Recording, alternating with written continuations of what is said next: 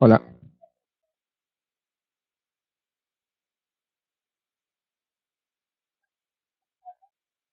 Hola, hola. Ya.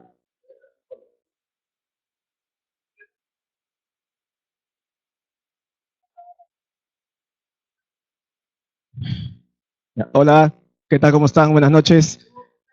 Ah, qué bueno, me alegro. Qué bueno tenerlos nuevamente acá. Bueno, ya creo que la mayoría me conoce.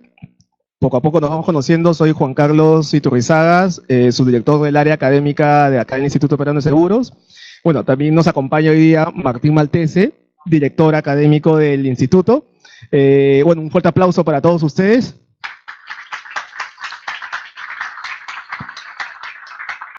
En la medida que vayan llegando, bueno, ahorita voy a dejarles rápidamente con un video institucional para ya dar paso al Congreso sobre todos los programas que nosotros desarrollamos a través del año, ¿no? Así que ahí le lanzamos el video.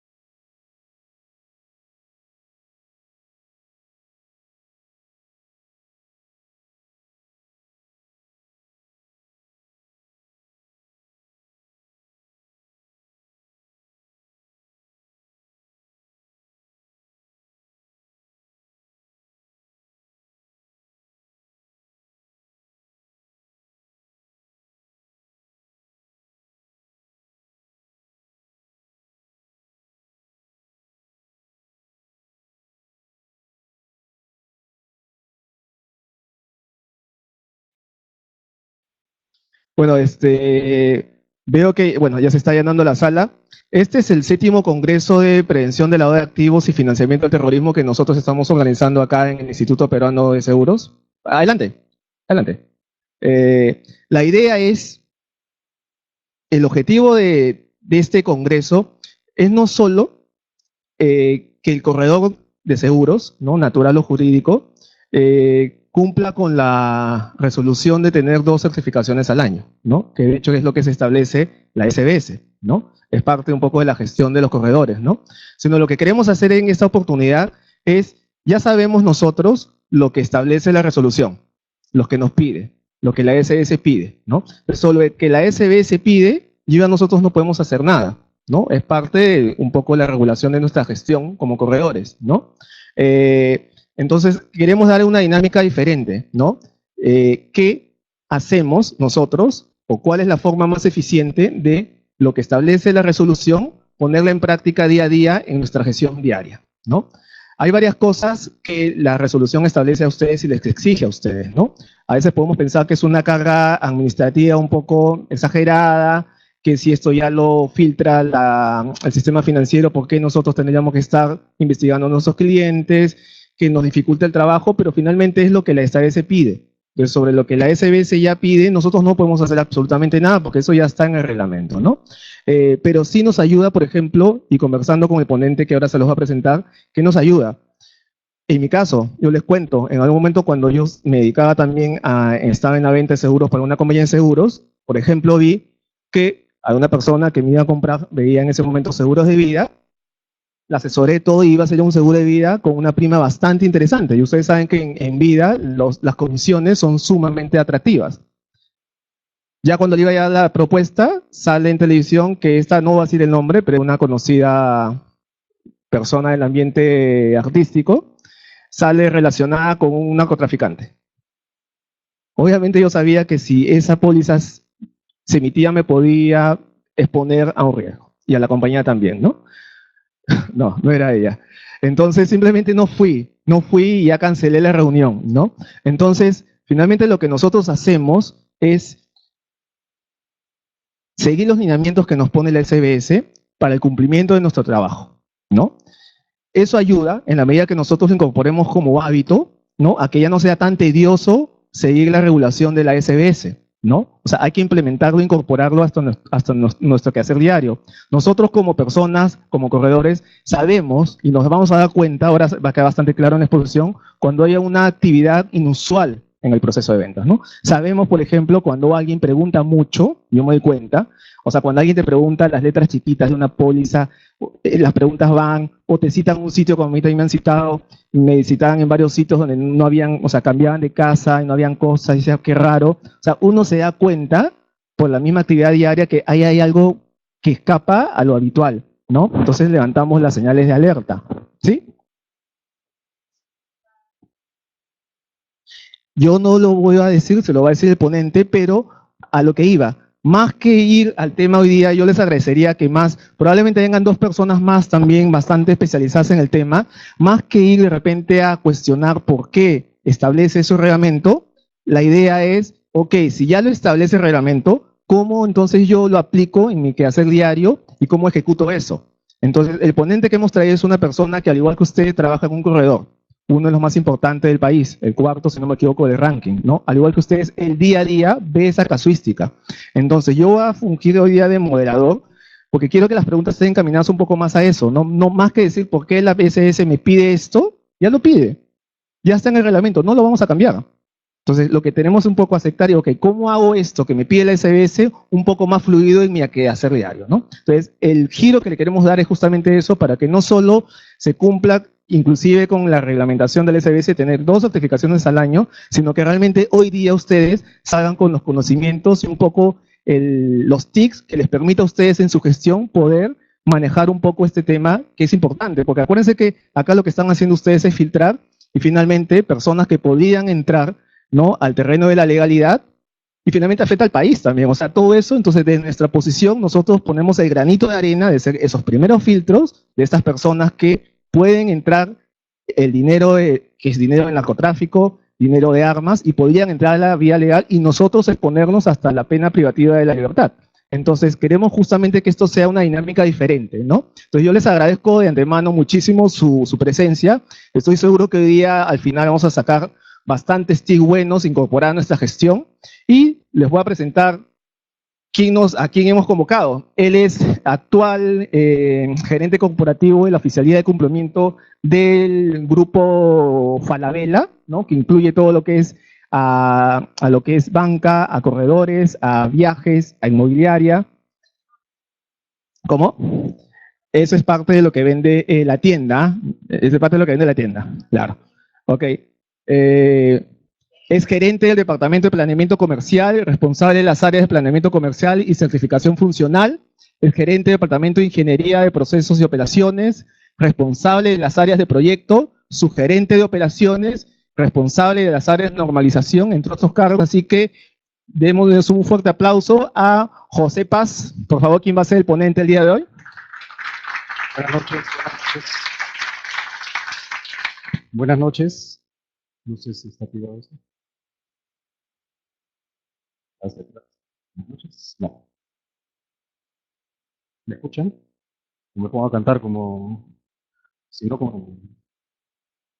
¿Se escucha bien? Sí, ahora sí. Ya. Buenas noches. Luego de ese comercial, lo que intenta decirles es que alguito sé del tema. Y la idea de esta ponencia es de que ustedes participen, que se vuelva un tema práctico. No soy abogado, no me sé la ley ni pretendo que ustedes se la sepan de memoria, no sirve para nada eso.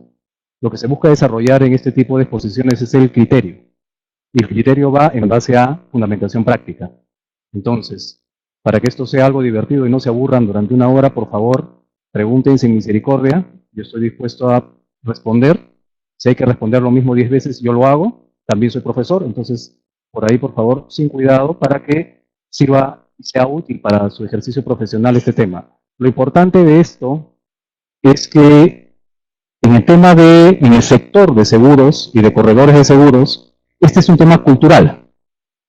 Y como tema cultural, es un tema que se va formando poco a poco, se va enfrentando una serie de dificultades y se va plasmando la normativa. No es fácil para el regulador tampoco implementar una serie de normas para eso, y tiene que haber mucha interacción y mucha comunicación con el sector regulado. Por eso es importante que existan este tipo de foros y este tipo de instituciones. Sí, señor.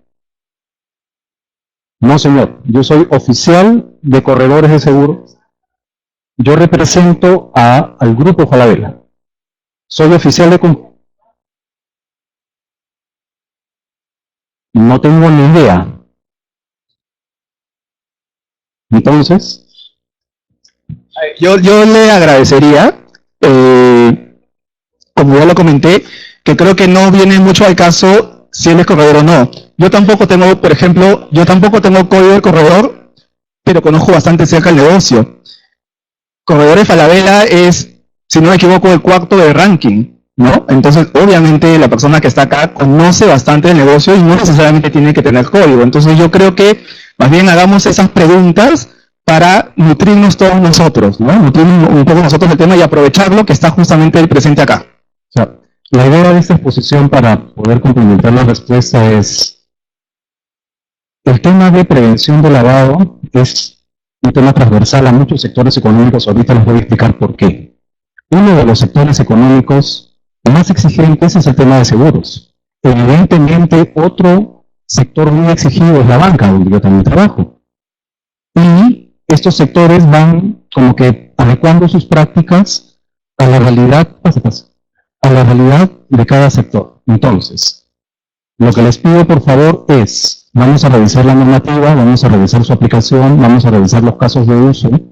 Ustedes son los especialistas en este sector y la idea es de que con esa especialidad podamos hacer fluir la aplicación de esa normativa.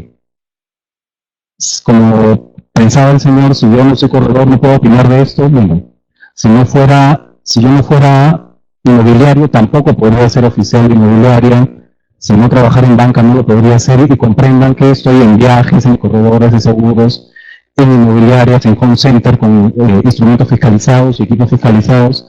Así que si algo quieren saber de eso también lo puedo contar. Por ejemplo, ustedes sabrían de que si cualquier entidad en nuestro medio alquila equipos o vende equipos fiscalizados que pudieran ser usados para el terrorismo, también es sujeto obligado. Y no soy especialista en el tema, es cuestión de informarse y ver la aplicación. Entonces, por eso empecé diciendo el criterio. ¿Diga? Ya. Un momentito, más bien quiero presentarle también, porque esta dinámica va a ser bastante interesante, a dos personas que nos van a acompañar el día de hoy. Te las presento. Es Fárida Paredes, que es supervisor principal de lavado de la Superintendencia de Banca y Seguros, la SBS, y Daniel Bruso, que es supervisor de riesgos también de la Superintendencia de Banca y Seguros. Entonces, hemos querido convocar para hacer bastante interesante este tema el día de hoy. Por un lado, al ponente, que es corredor de Falabella, pero también a la SBS, que es el regulador, ¿no? La idea no es, como le digo, hacer una serie de cuestionamientos, sino ver juntamente con la SBS y el corredor, al igual que ustedes, qué prácticas tenemos nosotros de llevar a cabo lo que establece la resolución en nuestro día a día, ¿no? Entonces, saquemos del jugo a tres ponentes bastante de peso, lo que conocen a fondo el tema, y creo nos va a beneficiar bastante a ustedes. Así que pido un fuerte aplauso a Fárida y a Daniel, por favor. Bueno, entonces vamos a empezar con el tema primero macro. Lo que les puedo presentar en esta lámina es cómo nos ven a nivel internacional. Esta es una presentación de Transparencia Internacional, básicamente da idea de una encuesta a nivel mundial y nos posiciona en el puesto número 95, si mal no recuerdo, de un país que tiene un determinado riesgo. ¿Ya? Todos nosotros, si sabemos y leemos la coyuntura actual, vamos a poder informarnos de lo que está sucediendo. Si se dan cuenta, la noticia que les he pegado acá es del año pasado, y el año pasado ya se encontraba ciertos niveles de corrupción como diagnóstico en el tema de policías, fiscales, jueces, etc. Miren cómo se reflejaba esto el año pasado.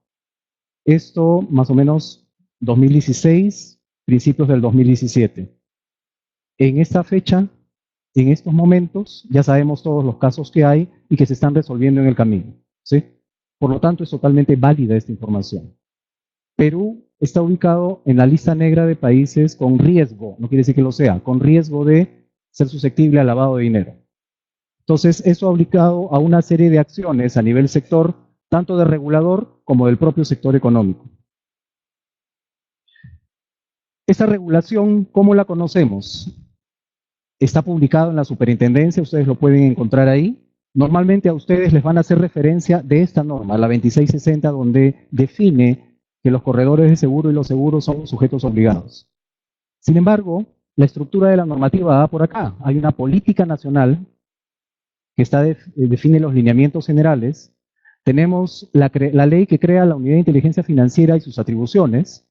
Viene la norma sectorial que es para banca y seguros. Y finalmente una serie de normas complementarias al lavado de activos, a cómo penalizar estos delitos, el financiamiento, el terrorismo, el congelamiento de activos, la pérdida de dominio, etc. Entonces, esta es la estructura de la normativa que actualmente está vigente en nuestro sector. Entiendo que todos ustedes algo conocen del tema y podrían recibir una serie de conceptos, pero es importante que tratemos de homogeneizar los conceptos. Por favor, pregunten si es que algo de lo que yo estoy expresando no se entiende. Por ejemplo, ¿todos sabemos lo que es sujeto obligado? ¿Hay algún celular, por favor, que está por ahí? ¿Sí? Por acá suena. Ya está. Por favor, pongan en vibrador sus celulares porque esta exposición está siendo grabada. ¿Todos saben lo que es un sujeto obligado? ¿Sí? Dado que ustedes no preguntan, yo pregunto. Si no lo saben, no hay problema, yo les digo. Excelente pregunta. Precisamente eso es un sujeto obligado. ¿Qué hace el regulador? ¿Qué hace el país en realidad? El país lo que va viendo es dónde se mueven los lavadores. Los lavadores profesionales que mueven millones, los lavadores profesionales que mueven millones en el mundo, también vienen por Perú. Y comienzan a buscar qué sector económico es el más vulnerable.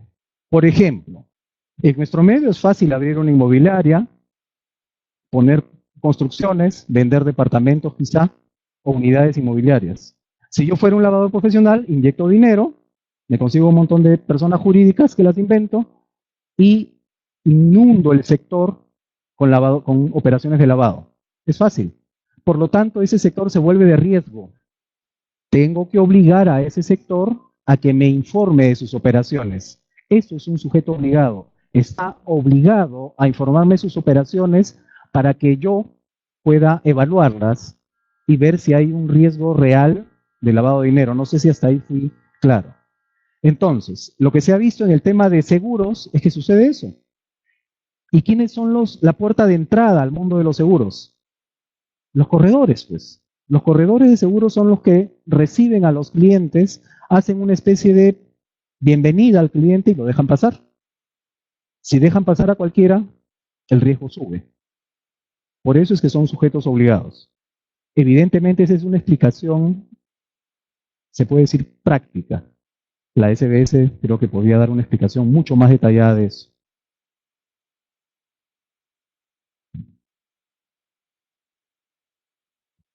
Finalmente, ¿qué es lavado? ¿No? Los temas conceptuales, se habla mucho de lavado y se habla de financiamiento del terrorismo. Para que les quede el concepto nada más que una definición exacta, tenemos gente que tiene delitos, comete delitos y trata de darle apariencia de legalidad. Entonces, ¿qué me preocupa en el lavado? Me preocupa ocultar el origen, ese es mi interés. El lavador trata de ocultar de dónde salió el dinero, porque es ilícito. El terrorismo es distinto. En el terrorismo, el fondeo del terrorismo puede ser totalmente lícito.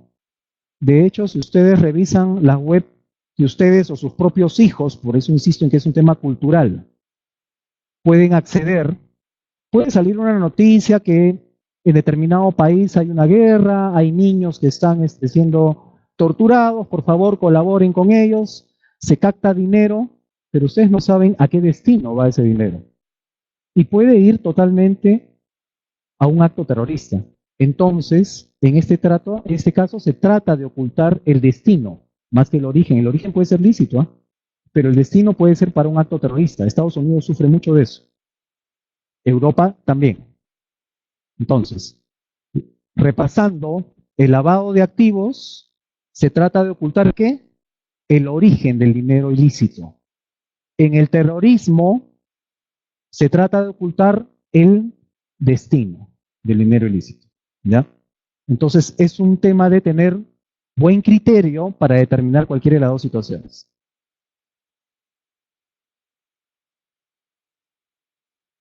¿Qué etapas tiene una y la otra? Porque se parecen, pero no son iguales, ¿ah? Primero, evidentemente hay un delito, ¿no es cierto? Este delito trata de colocar el dinero en el sector formal. El sector formal somos nosotros, es la economía. Los bancos, los corredores de seguro, los seguros, las agencias de viaje, todo el sector formal, ahí tratan de colocar su dinero. Por ejemplo, pueden abrir una cuenta bancaria, pueden invertir en instrumentos financieros, pueden armar empresas, sacar créditos a su vez a las empresas, aparentemente son rentables, no venden nada, pero son rentables. Pasa el tiempo y son aceptadas en el medio. Ya coloqué el dinero, ya hice esa operación. Comprendan, por favor, que el que se dedica a lavar dinero tiene plata. Imagínense, si yo fuera un lavador, tendría pues 10 millones de dólares en mi casa y no sé qué hacer porque no los puedo usar. Tengo que darle apariencia de legalidad para poder usarlo. Tengo que tener cierto conocimiento, tengo dinero para contratar profesionales para que me ayuden. Puedo contratar abogados, puedo contratar fiscales, jueces, puedo contratar un montón de gente para que me ayude en el esfuerzo y en el tiempo soy un lavador, pero nadie se da cuenta. Luego transformo esas operaciones y las mezclo con dinero lícito, entonces ya, no hay problema. Y varios ejemplos tenemos en nuestro medio, ¿no? El más conocido, Odebrecht, ¿no? Es un mapita que parece una clase teórica de este tema, ¿no? Y varios presidentes también, ¿no?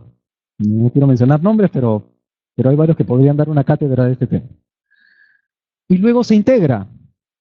Llegan a un paraíso fiscal, llegan a una cuenta determinada, comienzan ya a usar a la suegra, a la esposa, a X sujetos para integrar el dinero. ¿Les suena conocido? Sí, ¿no? No, qué afecto. Luego tenemos el tema del terrorismo, se parece. Si se dan cuenta, no empiezo diciendo acá hay un delito. Como les dije, puede ser que no haya fondos ilícitos, pueden ser totalmente lícitos. ONGs que piden dinero, asociaciones que quieren defender a no sé qué cosa, alguna causa, y les damos dinero por el buen corazón que tenemos. Todo este dinero se recauda, se dispone, se fracciona inteligentemente, no llama la atención, siempre debajo de umbrales normativos, nadie se da cuenta y de repente hay un atentado. Entonces, ¿de dónde salió la plata para hacer ese atentado? Porque cuesta hacer un atentado. ¿De dónde sacaron las bombas? ¿De dónde sacaron los autos? ¿De dónde sacaron N equipos? ¿De dónde sacaron las avionetas para el narcotráfico? ¿De dónde sacaron las pistas? ¿Dónde alquilaron los equipos que son capaces de hacer una pista de aterrizaje? Ahí entran los equipos y los insumos fiscalizados, ¿no? Si se dan cuenta es parecido, pero no es igual. Ahora hablemos de delitos. Estos son algunos, una colección de delitos, pero en realidad ustedes y yo conocemos muchos más y todos los días salen más. Los más conocidos, tráfico de drogas, minería ilegal, defraudación de rentas, evado impuestos, ¿no? Deporte nacional. Secuestro, extorsión, tráfico de personas, corrupción de funcionarios, proxenetismo, otros. En minería se arrastran generalmente todos estos, ¿no? Hay mucho tema de trata de personas en minería. Entonces, y en nuestro medio hay minería y hay trata de personas. Ya, y ante toda esta realidad, ¿qué hacemos? La buena noticia es que ya hay metodologías a nivel mundial y se conoce cómo atender este tipo de casos. Primero se definen sujetos obligados, acá se incorporó a los corredores de seguro, ya les expliqué por qué. Se convierte en un sector riesgoso. ¿Qué sucede? ¿Cómo funciona el sistema? Tenemos que los sujetos obligados hacen una serie de reportes, le avisan a la superintendencia, por si acaso, estas operaciones de mis clientes me parecen sospechosas. Ojo, no estoy haciendo daño a nadie, pierdan ese temor. No estoy perjudicando a nadie, solamente estoy diciendo hay una operación que me parece sospechosa. Evidentemente, si todo me parece sospechoso, estoy siendo ineficiente. Pobrecita la superintendencia va a tener que revisar todo. Imagínense, todas las personas que están sentadas acá son capaces de reportar a la superintendencia. Ahora, multipliquen eso por la cantidad de actores en los sujetos obligados de todos los sectores económicos. Es una avalancha de operaciones sospechosas. Entonces, lo que se busca es que nuestro reporte sea eficiente. Eficaz más que eficiente, más orientado al objetivo. Entonces, lo que necesitamos es que con nivel de conocimiento y con mucho criterio se pueda reportar operaciones sospechosas. ¿Qué hace la superintendencia con todo eso? Comienza a encontrar correlación entre ellos y puede armar un caso para hacer una denuncia. Pregunto. Que un asegurado mío por ahí está algo turbio, ¿van a ir hacia él? ¿Le van a hacer inconveniente, algún problema? ¿O no? Todo va a ser, como quien dice, discreto. Es una excelente pregunta. No sé María, si creo que quieren responderla o la respondo bien. Tenemos a Farid de la SBS. Buenas noches. Ante todo, mil disculpas por la tardanza. El tráfico y los cierres en Javier Prado nos sorprendieron a todos, creo. Una pequeña aclaración. La información que ustedes envían a través del ROSEL no viene a la SBS. Va a la UIF, a la Unidad de Inteligencia Financiera. Entonces, está protegida por el deber o la reserva de confidencialidad del reporte de operaciones sospechosas. En el caso que usted comenta, la UIF en ningún momento se va a comunicar con la persona que ha sido reportada, ya sea por ustedes, por un banco o un casino. Lo que hace la UIF es construir casos a partir de la información que envían los diferentes agentes del sector. O sea, podría ser que a la misma persona que está reportando usted ha sido reportada por una inmobiliaria, por un banco, por una compañía de seguros, por un agente de bolsa, por una casa de cambio. Y lo que hace UIF con toda la información que tiene es construye un caso y si es que lo amerita, porque hay veces que son falsos positivos y no hay cómo construir un caso, elabora un informe de inteligencia financiera que eleva al Ministerio Público.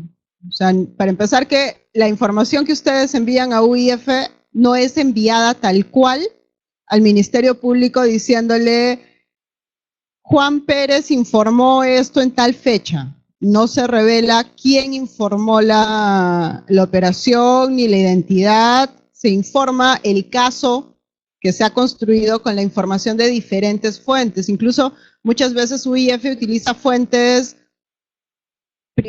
públicas, pero que no son de acceso a todos. Por ejemplo, movimiento migratorio, cuando entró al país la persona, si registra propiedades en su NARP. Se puede pedir información a otras UIFs del mundo a través de la red Egmont. Por ejemplo, en el caso de Odebrecht se ha solicitado mucha colaboración internacional. Entonces, estemos tranquilos por el lado que nuestro cliente, en caso que nosotros lo reportemos por una actividad, como bien dijo José, sospechosa, yo no estoy sindicando a mi cliente ni calificándolo como criminal, no tengo sospechas de que alguna de sus actividades no guardan relación con el conocimiento que yo tengo de él, el cliente no va a tomar conocimiento primero que yo lo reporté y que la UIF no le va a decir al cliente, oye, por si acaso, tal persona te reportó. Es más, o sea, esta persona probablemente, si está involucrada en una investigación, recién toma conocimiento de ello cuando el Ministerio Público formalice la denuncia ante el Poder Judicial y ya se siga el proceso penal habitual. Antes de eso, la persona no tiene conocimiento. Si revisan este gráfico, precisamente lo que mapea es eso, ¿no? Acá estamos los sujetos obligados, reportamos los reportes de operación sospechosa, totalmente anónimos respecto de quién nos reporta, llega a la UIF, ellos hacen una serie de análisis, incluso intercambian información con UIFs de otros países y finalmente pueden armar un informe de inteligencia financiera que va a ir al Ministerio Público. A partir de ahí ya se forma un caso judicial. Hasta ahí, no sé si está clara la respuesta. Entonces, el mundo ideal, ¿cuál debería ser? De que en nuestro país todos los sectores económicos reporten operaciones sospechosas, realmente válidas para el sector. Todo eso permite hacer un análisis, una correlación razonable y se forme un caso. De tal manera que los lavadores sepan que si pisan Perú, eso es lo que va a suceder. Esa sería la mejor noticia. Y ninguno viene para acá, igual con los terroristas, señor.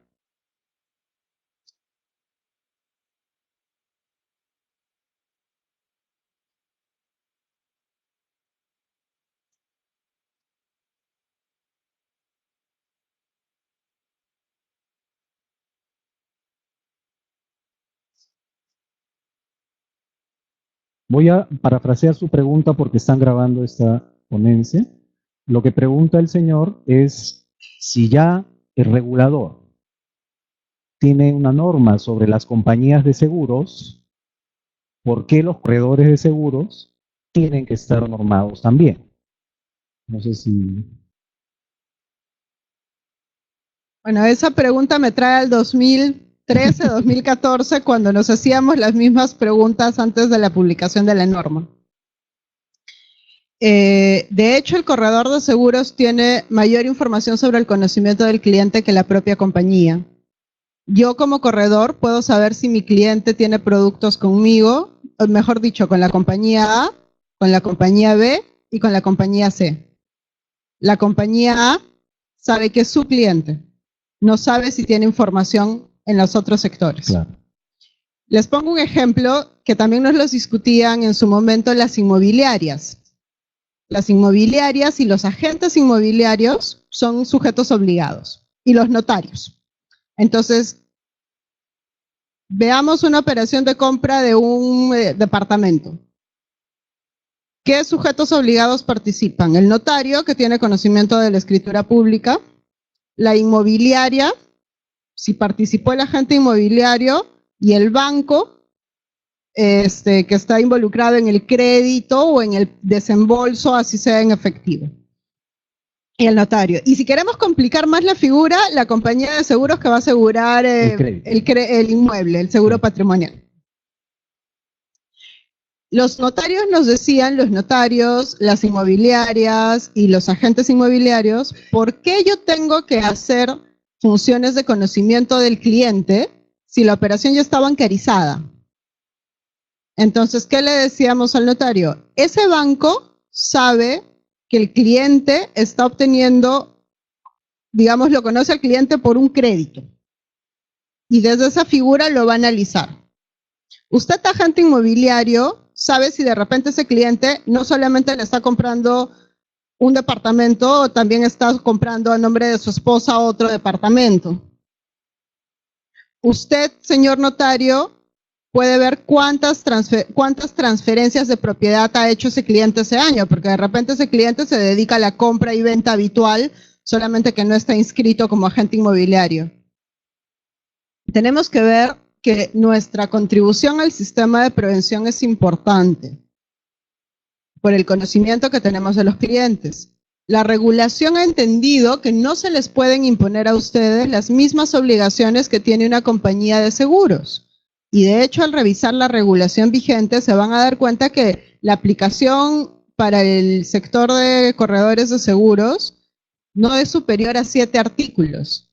En tanto a las compañías de seguros, sí les hemos establecido un esquema de supervisión mucho más riguroso. Y esto, aprovecho la oportunidad también, es importante para nosotros que ustedes participen en estos foros, pero a pesar de que la norma entró en vigencia en el 2015, estamos 2018, nos hemos dado con la sorpresa que aproximadamente el 25% de corredores de seguros aún no han designado oficial de cumplimiento ante la UIF. Eso es motivo de sanción. Entonces, sí invocamos a que por favor conversemos con el sector. La designación actualmente es en línea, es mucho más sencilla de lo que tuvimos que hacerla inicialmente algunos de ustedes. Ahora es mucho más sencilla y sí va a ser complicado para nosotros y también del lado de cara al corredor, porque la sanción está entre 20 y 100 UITs por no designar oficial de cumplimiento, cuando es una obligación sencilla. Es que por favor comenten esto. El mismo corredor en las personas naturales es el oficial de cumplimiento, no necesitan contratar a nadie más. ¿No sabía? Es que, por eso, revisemos, en la página de la UIF está mucho más claro actualmente las excepciones, en qué casos, por ejemplo, en persona jurídica, incluso se pueden plantear excepciones para facilitar el registro del oficial de cumplimiento. Entonces, se está buscando cómo simplificar mucho más el sistema. Hemos sido objeto de evaluación por parte de Gafilat, que era algo que comentaba al inicio José. En diciembre vamos a tener los resultados de cómo estamos saliendo como país. Y si aunamos esto a fenómenos como el caso de Odebrecht u otras noticias internacionales, definitivamente la evaluación que saquemos en Gafilat va a tener correlación con nuestra calificación de grado de inversión o no. Entonces, sí entiendo la preocupación de por qué yo tengo que ser sujeto obligado. Es porque conozco, primero, que desde la definición internacional, los corredores de seguros a nivel internacional están calificados como agentes que participan en operaciones asociadas al sistema financiero. Gafi, que es quien provee la definición, no circunscribe sistema financiero a bancos. Para Gafi, las cooperativas y las casas de cambio son sistema financiero. Entonces, ya a nivel internacional tenemos un estándar que nos dice los corredores son sujetos obligados. Lo que hemos buscado desde la regulación es que esta sea proporcional a los recursos, a la naturaleza de operaciones que ustedes efectúan. Nosotros en los últimos 2 años hemos hecho ya varias visitas de supervisión a corredores de seguros y estamos viendo que el sistema está avanzando, entonces es importante ya seguir hacia adelante, o sea, somos sujetos obligados y nuestras responsabilidades van asociadas a eso. Sí.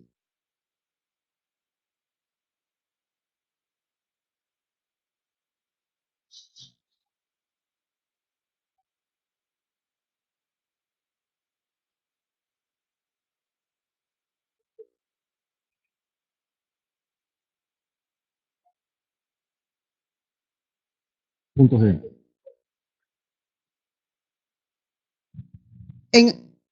En el caso de los canales que son canales de distribución propios de la compañía de seguros, la compañía de seguros tiene obligación respecto a ellos directamente.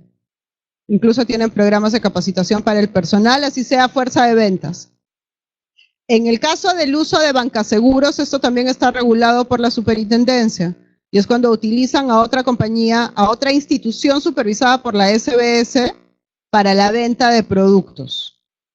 Entonces, esto también es objeto de un contrato que además no solo está regulado para el tema de seguros, está regulado por una norma que no les es aplicable a ustedes, que es la norma de gestión de gobierno corporativo y de gestión integral de riesgos, que impone mayores obligaciones. Entonces, sí tenemos, además que las compañías de seguros están obligadas a evaluar a los canales de distribución. Entiendo cuál es la preocupación, pero como le digo, es una pregunta que ha surgido desde el año 2013. La respuesta de nuestra parte es que, a ver, le explico lo siguiente. A nivel internacional, los corredores de seguros son sujetos obligados. Nosotros tenemos que considerarlos como sujetos obligados. Los demás canales de distribución están enmarcados en normas de la superintendencia que les obligan, que les imponen obligaciones similares dependiendo del canal de distribución. Si estamos hablando de bancaseguros, los bancos ya son sujetos obligados. Si es fuerza de venta propia de las compañías de seguros, también la compañía de seguros son sujetos obligados. Farida, permíteme para redondear la respuesta, comprendan que son niveles de responsabilidad, ¿ya? Los bancos asumen su responsabilidad, las compañías de seguro asumen su responsabilidad, el corredor de seguro que tiene mucho más conocimiento y es más cercano al mercado, asume su responsabilidad. Me ha impresionado mucho la reacción del auditorio cuando han dicho la multa, ¿ya? Bien típico nuestro, ¿no? Nosotros somos así, cuando nos dicen te voy a sancionar y te voy a multar, reaccionamos. Señores, este es un tema cultural. Les estoy explicando el riesgo que afecta a la economía, que afecta al sector económico, y nosotros tenemos la capacidad de reaccionar y poner mitigantes, hacer que ese riesgo baje. Deberíamos todos registrarnos, no porque nos amenazan con una multa, deberíamos registrarnos porque es lo correcto, porque así opera un profesional de corredor de seguros. Por eso deberíamos registrarnos, no porque nos dicen que nos van a poner una multa. Y la contribución del corredor de seguros es porque conoce el mercado, está más cercano que la compañía de seguros. Él está ahí y conoce quién se mueve en el mercado, conoce qué personas se relacionan, cosa que la compañía de seguros no conoce. Yo creo que la respuesta más cercana debería ser esa. Bueno, sigamos con el tema. ¿Cómo se hace el tema de analizar y reportar operaciones? Primero, el corredor de seguro conoce sus operaciones, el corredor de seguro conoce a sus clientes, se mira el ombligo y dice, ajá, acá hay alguien que me parece sospechoso. ¿Qué cosa es sospechoso? Hace lo que en mi sector no es normal. Paga primas demasiado grandes para el promedio, cancela por anticipado una serie de seguros, saca seguros de salud para N personas, todos los meses está sacando seguros de auto y luego tiene una serie de siniestros, ¡oh maravilla! Y hay que reembolsarle la prima. Maneja términos que los delincuentes manejan, métele hacha y cosas así a los carros. Entonces, ya conocen. Sí, señor. Sí. Es importante que nos instruyan esto. Y yo he participado en 8 de estas cosas, porque he trabajado en bancos, en cosas, y como oficial de cumplimiento he tenido que ir. Claro. Pero yo quisiera que de repente, a pedido de los que estamos aquí presentes, aclaremos un poco más eso de que compran las primas seguido, tiene tecnología hacha. No diría eso, Correcto. porque el lenguaje no te asocia a ninguna delincuencia. Y nos vamos a pasar reportando a todo el mundo todos. A eso quería llegar. Entonces yo, discúlpame, tú eres Sí, experto, perfecto, yo lo no, agradezco.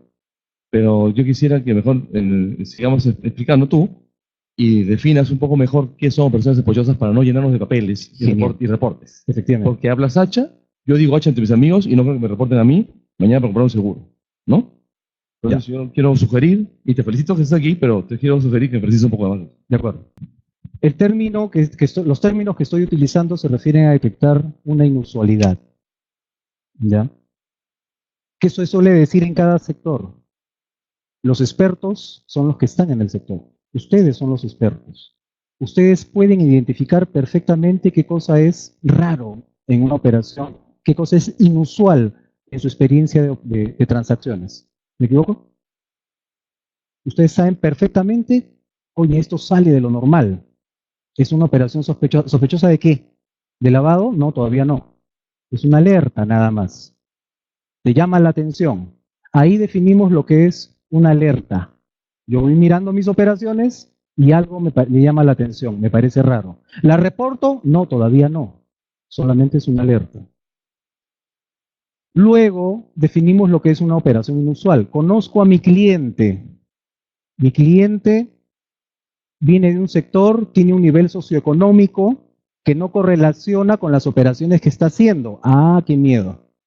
Repito, la transacción que me pareció rara, inusual si quieren, la comparo con el nivel socioeconómico de la persona, en realidad la comparo con la información que tengo respecto de si es posible para esa persona hacer esa transacción.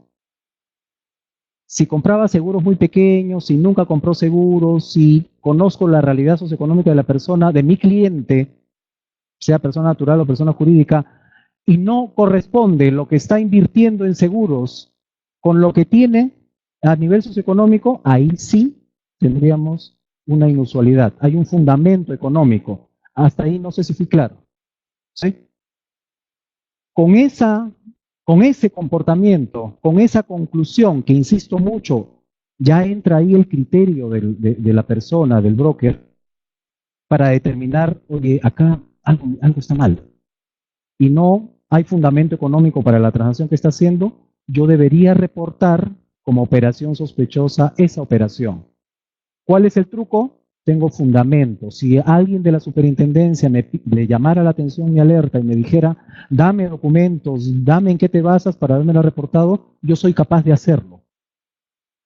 Tengo los datos, tengo la operación que hizo, creo que el nivel socioeconómico está representado por la información que tengo, soy capaz de dársela. Con eso puedo armar un buen caso.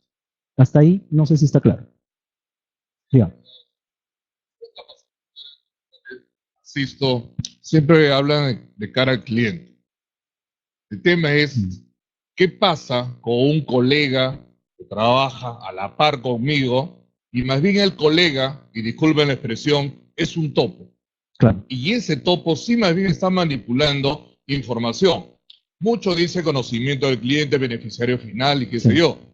¿Qué pasa, compañero? ¿O qué pasa con el superior? Él dice, tú vas a tener que hacer esto, y por qué soy tu jefe, y porque los procedimientos son así. Nada. La norma siempre habla de cara al cliente. Sí. ¿Qué reflexión lleva Ese. lo que estoy mencionando? Correcto. Es una excelente pregunta, porque efectivamente tendemos a etiquetar cliente y ese es mi ámbito, ¿no? Pero en realidad en la práctica sucede otra cosa. Sucede que tengo operaciones que son definidas por un superior, definidas por un compañero, definidas por un cliente, por un proveedor o por un empleado si es que trabajo en la misma corporación y es mi par. ¿Qué hago? Ahí vienen los grados de responsabilidad de nuevo. El oficial de cumplimiento, que en este caso podría ser un broker directamente, una persona natural o una persona jurídica que vende seguros, él tiene la responsabilidad de reportarlo. Él. Si es un grupo de personas que tiene proveedores y tiene empleados, ¿quién es responsable? La empresa, que ha definido un oficial para esa empresa, que podría ser cualquiera de ustedes. No sé si me dejo entender. En resumen, la respuesta es, el oficial tiene que determinar esa casuística que efectivamente no precisamente va para el cliente, pero sí involucra operaciones hechas por clientes, definitivamente, porque ¿cuál es el tema de fondo? Inyectar dinero al sector económico. Y quienes inyectan dinero al sector económico son los clientes que compran productos, las empresas de seguro que devuelven determinadas primas, los proveedores que ofrecen una serie de productos y servicios, todos los que inyecten dinero son susceptibles a hacer operaciones de lavado. Bajo ese expertise, ustedes son capaces de detectarlo. ¿Yo lo voy a reportar y alguien se debe enterar? No, señor. Empezamos diciendo, el oficial de cumplimiento definido, que puede ser cualquiera de ustedes, puede hacer un reporte de operación sospechosa totalmente anónimo, o sea, su nombre no está involucrado, y la UIF no va a trasladar esa alerta al afectado, absolutamente, para nada. Ni le hacen daño, ni se hacen daño, para hacer un resumen. Diga.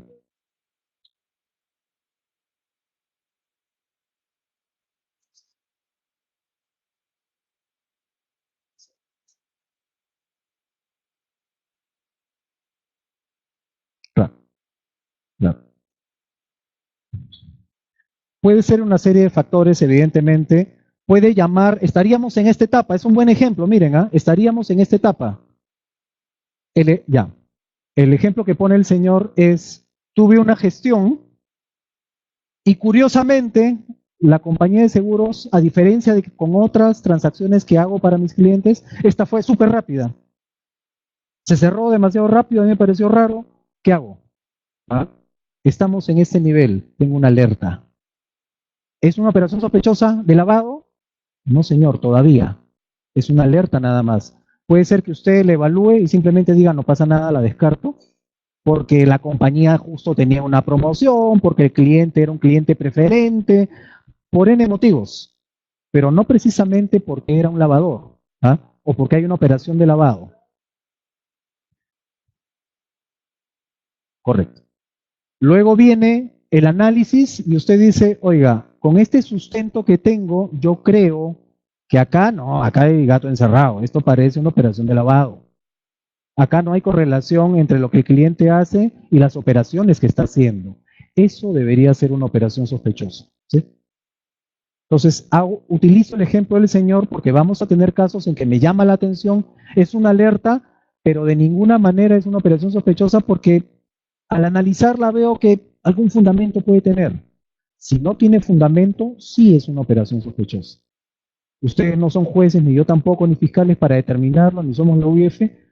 La reporto y los especialistas de la UIF lo van a analizar.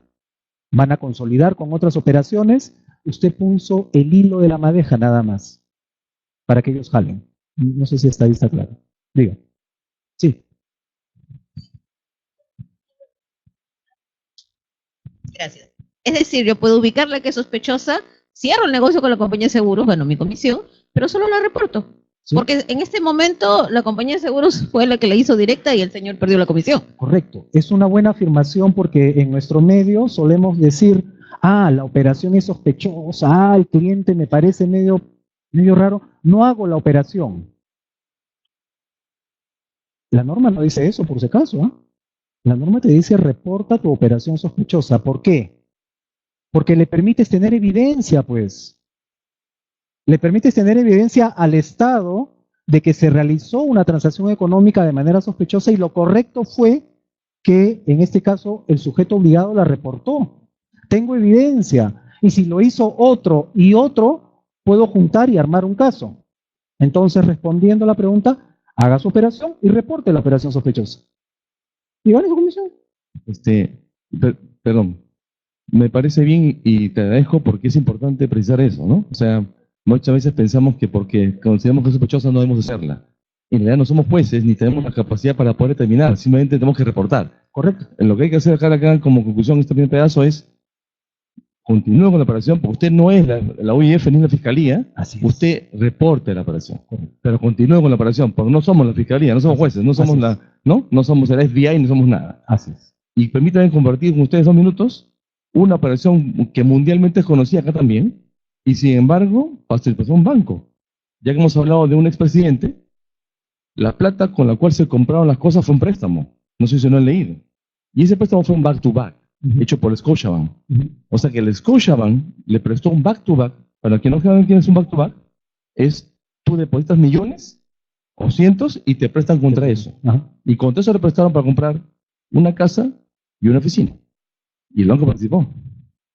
Entonces, no nos sintamos mal. Si un Scotiabank, un banco canadiense, puede tener ese tipo de operaciones porque consideró que no era, pero hizo una alerta, me imagino que eso era alerta. Ese es el tema. No creo, pero de todas maneras me imagino que sí, ¿no? O sea, buenísimo, porque el tema no es si la hizo o no la hizo. El tema es si la reportó. Entonces, insisto mucho, nuestra obligación es reportar la operación sospechosa. Lo que no debería suceder es se te pasó el elefante por la nariz, hiciste la operación y no reportaste nada. Porque ahí se presta, oye, ¿y por qué no reportaste nada? Qué raro, ¿no? Si tenías toda la evidencia, tenías todo el sustento de que la operación era sospechosa de lavado y no la reportaste, estás contribuyendo. Ese es el riesgo, ¿ya? Entonces pierdan el temor de hacer la operación, su obligación es reportarla. Cuando consideren que no hay fundamento económico.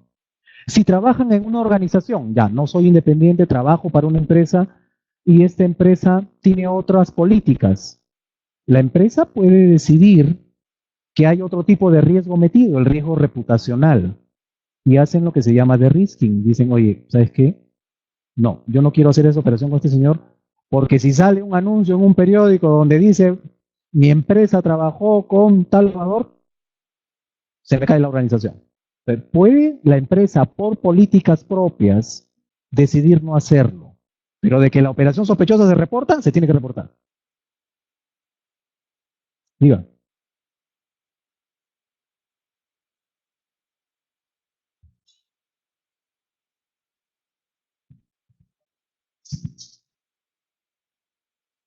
Correcto. Es una pregunta totalmente válida. Lo que pregunta el señor es, ok, tenemos la obligación de reportar una operación sospechosa. ¿Qué pasa si la operación sucede y yo no la reporto? Cuando me dicen son responsables, ¿qué me va a suceder por no haberla reportado? No sé si ustedes quieren... Pásale. A ver, pensemos en dos niveles. Hay que diferenciar la parte administrativa, que está a cargo de la SBS, y la parte penal, que es Ministerio Público y Poder Judicial. Claro. La parte penal sí pone una sanción al oficial de cumplimiento, pero en el siguiente escenario, cuando la califica como sospechosa, cuando ya hay un papel donde digo, yo oficial de cumplimiento reconozco que la operación es sospechosa, la dejo como evidencia y no la comunico a la UIF. Eso sí es delito. Pero esa operación tiene que haber sido calificada. Aunque no lo crean, nos ha pasado en algún caso, hace varios años, que fuimos a un banco y el oficial de cumplimiento tenía una pila de casos que había calificado como sospechosos y decidió no reportarlos por orden del directorio. ¿Qué es el caso? O sea, sí fueron calificados, no fue una alerta que digo, no estoy seguro si es sospechoso, voy a esperar. En este caso no, el señor dijo sí son sospechosas y con intencionalidad, que es lo que se mira desde la parte penal, dijo no las reporto, eso es delito. Ahí la UIF, la SBS no hacemos nada. ¿Qué pasa en el otro escenario? Cuando no con intencionalidad, sino dejé de reportar una operación, ahí lo que se tiene que evaluar es por qué no se reportó. De repente el corredor de seguro, que es oficial de cumplimiento, no tenía suficiente información que le ameritara pensar que era sospechosa. Entonces el argumento va a ser, mira, dada la información que yo tenía, no me disparó una alerta, para mí bajo mi criterio no era sospechosa y si eso se demuestra que efectivamente bajo el criterio, bajo el análisis no fue sospechosa, no hay ningún proceso asociado. Nosotros hemos recibido algunas veces como SBS, no nos ha pasado con corredores, pero sí con compañías de seguros y con bancos, encargos puntuales de la UIF, donde la UIF dice, el banco A ha reportado al cliente X. Yo sé que ese cliente también tiene operaciones en el banco B, pero el banco B no me lo ha reportado.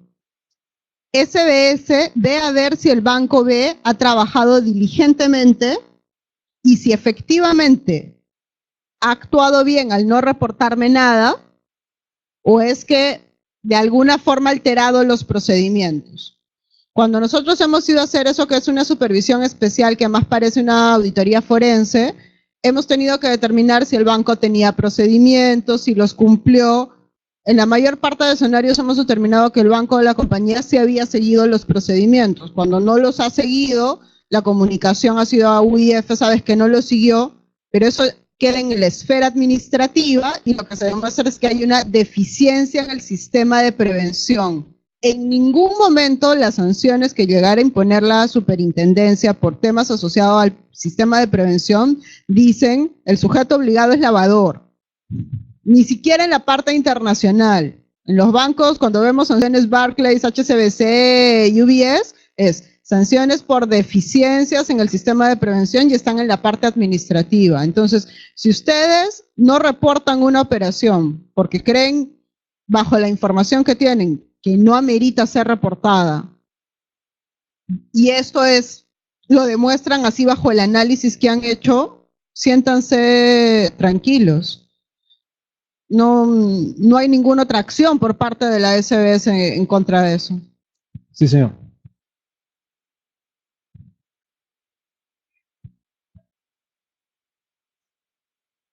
Bajo ninguna circunstancia la SBS le puede quitar el registro a una persona natural. O sea, tienen que verse las causales que están actualmente en la regulación para el retiro del registro. Es que, a ver, tenemos que diferenciar las cosas. Si por ejemplo, el que no se designe oficial de cumplimiento, justo me acaba de corregir Daniel, no se asusten tanto, la sanción no es de 20 a 200, para persona natural es de 10 a 50 UITs. Pero es que Estamos de oferta. Es la cuarta parte, si lo ven bien. Ahora, las causales de registro, de exclusión del registro, no han sido modificadas. Con el reglamento de riesgos de lavado no se modifican las causales de exclusión del registro. Entonces, si antes no había una causal y no se ha incorporado una nueva causal asociada a este tema, no. Cosa diferente, porque recordemos que estamos en la parte administrativa, si lo vemos desde la esfera legal.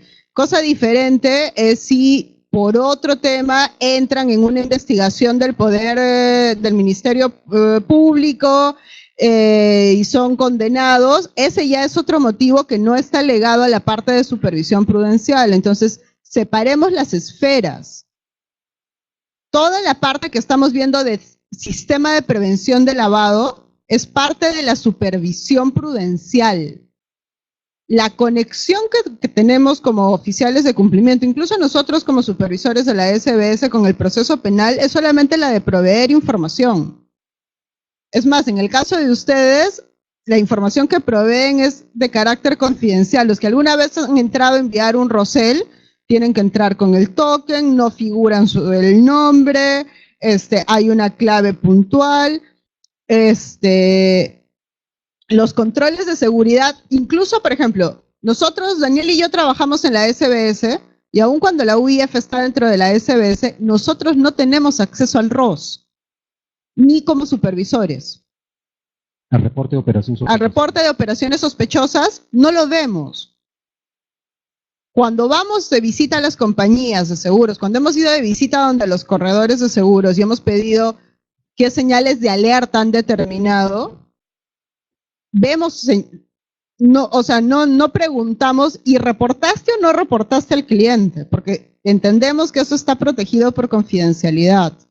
Entonces son dos esferas están vinculadas por la necesidad de información de un lado hacia el otro, pero no es que sea lo mismo la parte administrativa, que es la del supervisor, que la parte penal que viene por el Ministerio Público y el Poder Judicial. Si no declaro y yo demuestro que no tenía información suficiente para declarar, no pasó nada. No. A ver, es que estamos ahí diferenciando. Cuando nosotros hacemos la supervisión, ¿qué vamos a ir a ver en ustedes? Que tengan manuales, que de hecho, para el caso de corredores, el manual puede ser gremial, que tengan un manual, que tengan un código de conducta, que hayan designado al oficial de cumplimiento ante la UIF. Si es un corredor que es persona jurídica, vemos otros temas asociados a capacitación. Por ahí podemos pedir una muestra de carpetas de clientes para ver que se haya obtenido la información que señala la norma. Eso es lo que entra en la parte de supervisión. No hay más escenario por parte de la supervisión. Lo que ustedes envían a UIF es el reporte de operaciones sospechosas. Lo que podría suceder en algún escenario que, como les digo, hasta la fecha no se ha presentado, es que UIF diga: yo sé que este cliente entró a la compañía de seguros porque fue vinculado por este corredor, me lo ha reportado la compañía, no me lo ha reportado el corredor. SBS ve a ver los procedimientos del corredor. Como SBS iremos en ese momento a ver qué procedimientos tenía el corredor y evaluaremos el caso. Si estaban los procedimientos definidos y vemos que desde la información que tenía el corredor no era reportable la operación, no pasó nada con el corredor. O sea, no es que le vamos a imponer ni una sanción. Es más, UIF no impone sanciones a los corredores de seguros, porque los corredores de seguros son supervisados por la SBS. También es otro o sea, cuando ustedes los visitan o les pide información, se las pide la Superintendencia Adjunta de Seguros, el Departamento de Intermediarios, que es de la SBS. La UIF, cuando les va a pedir información por algún caso, va a ser una ampliación a un reporte de operaciones sospechosas. No, la UIF no lo supervisa a ustedes. Bueno, es importante que 2 capacitaciones al año.